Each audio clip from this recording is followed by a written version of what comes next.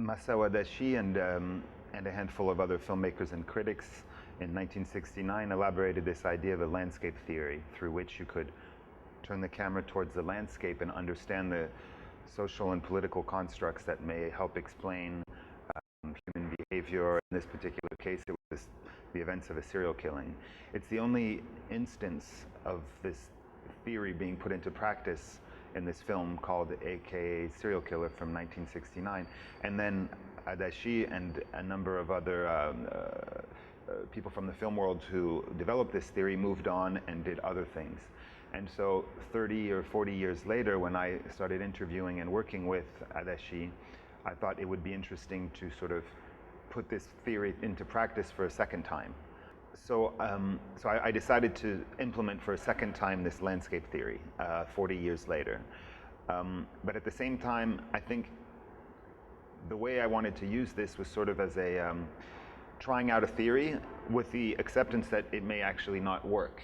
In other words, it's a way of illustrating both the theory and the fragility of the theory. I think it's an open question whether or not turning the camera towards the landscape functions as a means of deciphering the political structures that explain radicalization, a political or a criminal radicalization.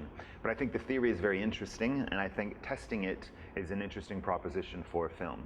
The film is entirely structured from conversations, interviews. There's nothing written by me. It's the stories told through hours of interviews with SHIGENOBU at first, and then later with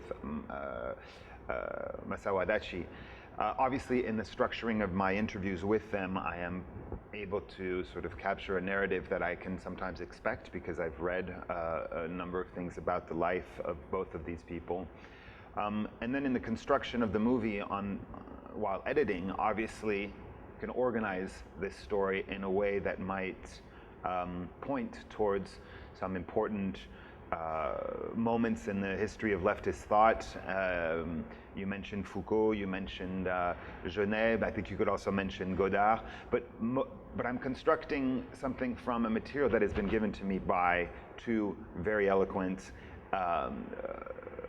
characters, and also two characters who are very conscious of the way in which, who are very good storytellers, and who are very conscious of some of these constructs. So I think at the end of my film, when MASAO ADACHI discusses the question of here and elsewhere, and there's this, throughout the entire duration of my film, there's sort of this question of here and elsewhere, of the here and elsewhere historically in terms of time, here and elsewhere in terms of place between Japan and Lebanon. He uses these two terms, and I am convinced that it's a wink to Godard and Godard's film Ici et Ailleurs. At the same time, he's positioning himself in a radically different place than Godard, who comes back 3 years after having filmed in Beirut and sort of makes a very self-critical film about the material that he shot there with Gorin in '71, whereas ADACHI has essentially done the opposite. He's radicalized, and he's gone sort of moved away from film for this period. So the question of how much of these references are embedded inside the film, I worked with what they gave me, and then I tried to structure something that would be a reflection and would give material to think about these different political ideas between 1969 and 2011.